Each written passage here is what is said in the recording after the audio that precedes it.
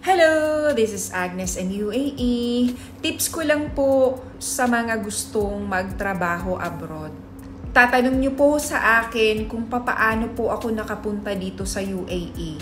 That was year 2004, June 15, nung nagpunta po ako dito sa UAE. Noon, kahit wala kang kamag-anak, pwede kang magpunta dito noong 20 years ago. Ngayon, 2025, iba na po yung patakaran. Nung nagpunta po ako dito, kinuha ko ng kapatid ko. Inapplyan ng visa, binilhan ng ticket. Beforehand, it took 6 months bago ko po na-process yung mga papeles. Kailangan kasi i-process yung number 1, i-prepare yung passport. Number 2, kunin yung transcript of records sa eskwelahan.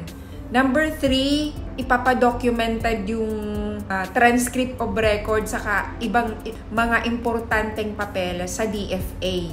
Yun po yung pinagdaanan kong proseso bago ako nagpunta dito. And then afterwards, in-apply na po ng kapatid ko ng visa at saka ticket. Ipinadala po sa akin. Kaya ako nakapunta dito.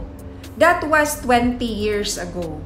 Ngayon, fast forward po, kung gusto nyo pong magtrabaho dito sa UAE, iba na po patakaran. Kung meron ka pong parents dito, mabilis lang pumunta dito kasi priority nila yung meron talagang kamag-anak. Kung wala kang kamag-anak dito, hindi naman po problema ang pagpunta dito. Kung gusto nyo pong pumunta dito, may dalawang pwede po kayong gawin. Una, kung meron kayong parents dito, pwede kayong pumunta. Pero kung tita nyo lang or kapatid, medyo mahirap kasi pagdating mo naman dito, kailangan mong mag-apply ng trabaho. Kung lalaki ka, mahihirapan ka. Mas mabilis kasi makahanap ng trabaho yung babae. Yun yung totoo. Anyway, kung pursigido ka talagang pumunta dito, either babae ka or lalaki, meron na ngayong pwedeng applyan sa IPAMS. Kung ang target nyo ay maging cabin crew or magtrabaho sa airlines or magtrabaho sa airport, pwede po kayong mag-apply sa IPAMS. Sa Emirates Airlines ay sa IPAMS kinukuha. Aircraft engineer at saka sa mga staff sa duty free, alam ko kinukuha nila sa IPAMS.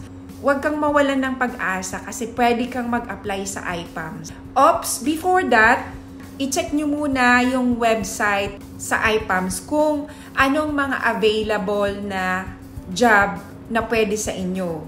Afterwards, i-check nyo po yung mga requirements muna bago po kayo mag-apply. Dapat i-ready nyo muna yung mga requirements, mga kailangang papeles. Kasi kung mag-a-apply kayo at hindi pa ready yung mga requirements, mas matatagalan kayo. At chances are na hindi kayo matanggap kasi kulang yung papers nyo. So, first steps, i-process nyo po muna yung passport nyo. And then, tingnan nyo sa website ng IPAMS. Ito yung website ng IPAMS. Tingnan nyo kung anong mga requirements na hinihingi base dun sa ina-applyan yung trabaho. I think 6 months bago mo ma-process yun. So, first and foremost, i-check nyo yung mga requirements sa IPAMS ng job na a-applyan nyo.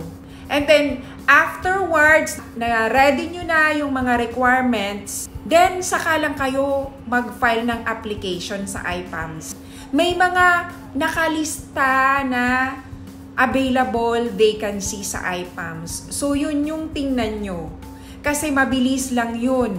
So, kailangan mag-research din po kayo, mag-ready sa interview na gaganapin. Kapag tinawagan kayo for interview, syempre, dapat ready kayo para matanggap kayo. Pero kung mag-a-apply kayo tapos wala man lang kayong research, wala man lang kayong inalam tungkol doon sa ina-applyan nyo, huwag kayong mag-expect na matatanggap. Kailangan prepared parate at mag-research. Knowledge is power, ika nga. Para at least sigurado tanggap kayo. So yun lang po muna. Kung gusto nyo pong magtrabaho dito sa UAE, yun po muna. Mag-check kayo sa IPAMS and then check nyo mga requirements na dapat i-ready. Afterwards, kung ready na yung mga requirements, that's the time mag-apply kayo. And then continuously, within span of 6 months, makakalarga na kayo at makakapunta na kayo dito for employment. Kasi ngayon, yun ang patakaran na. Kapag wala kayong kamag-anak, mahirap nang pumunta dito. Not unless a-applyan yung visa ay investor o kaya tourist at marami kayong pera at magtutour lang kayo dito. Pero kung hanap nyo ay trabaho, mag-apply kayo through IPAMS agency. That's all. Hope nakatulong po ako sa inyo. Have a nice day everyone. Thank you.